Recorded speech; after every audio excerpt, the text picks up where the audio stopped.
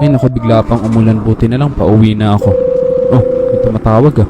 Hello? Hello po? Sino po ito? Ay po kuya, ako po yung tindera na pinagpaludan nyo kanina. Bakit po kayo napatawag ate? May sasabihin kasi ako sa iyo kuya.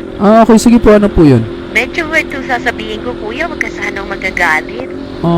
Sige po, ano po ba sasabihin ninyo? Humingi kasi ako ng sign na kung sinong huling lalaki ang hahawak sa kamay ko bago umulan, yun ang magiging jowa ko. Ha? Naku ate, hindi ko naman hinahawakan yung kamay nyo. Hinawakan niyo po kuya nung nagbayad kayo kanina, nung nagpaludo po kayo. Teka, alam mo, hindi ko sinasadya yun, tsaka madami naman ang bumibili dyan ah. Pero ang sign kasi kung sino ang huling makakahawak ng kamay ko at biglang uulan. Eh ikaw naman ang huling nakahawak ng kamay ko bago umulan eh. Naku ate, seryoso ba to? Baka nasasobrahan ka ng kakanood ng teleserye, tsaka hindi totoo yung mga ganung bagay. Pero parang nag-slow motion kasi kanina nung papalapit ka pa lang eh. Lalo na nung inalis mo na yung helmet mo. Ngayon lang ako nakaramdam ng ganito. Alam mo ate, hindi ko alam kung nagbibiro ka lang, pero sorry, hindi na po ako pwede. Tsaka taken na po ako, kaya malabo po yung iniisip mo. Wala namang problema sa akin kuya kahit taken ka na.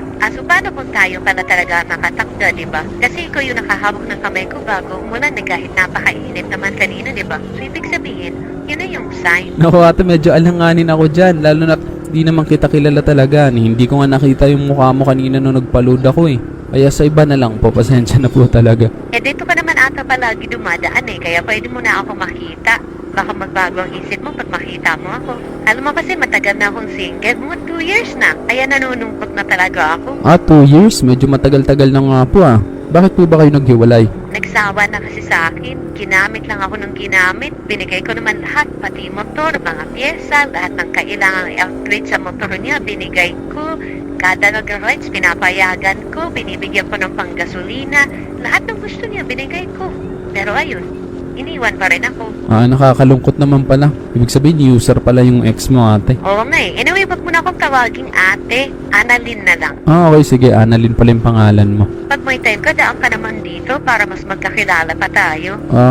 Pwede naman. Ayan, at pag kailangan mo ng load, magsabi ka lang, ililibre kita ng load. Tsaka pag nagugutom ka, daan ka lang dito sa tindahan ko anytime. Lahat pwede mong kainin dito ng libre. Ha? Ay, grabe naman. Napakabait niyo naman po pala kung ganun. Basta ikaw, kung kailangan mo pa nga ng allowance, magsabi ka na. Hindi na po, pero salamat po sa mga offer mo, Mama Annalyn. Basta ikaw, basta bumalik ka lang dito, ako bahala sa'yo, okay? Sige, salamat. Sige na, bay na ang lakas ng ulan, baka mapano ka pa. Ingat ka sa pagmumotor ha, madulas ang kalsada. Okay, sige, salamat. Bye. Grabe naman yun, parang napaka-desperada ata niya para magkasyota. Pero mukhang okay yung offer niya. Libre load, pati pang gas, at pwede ko pa daw kainin kahit anong paninda niya.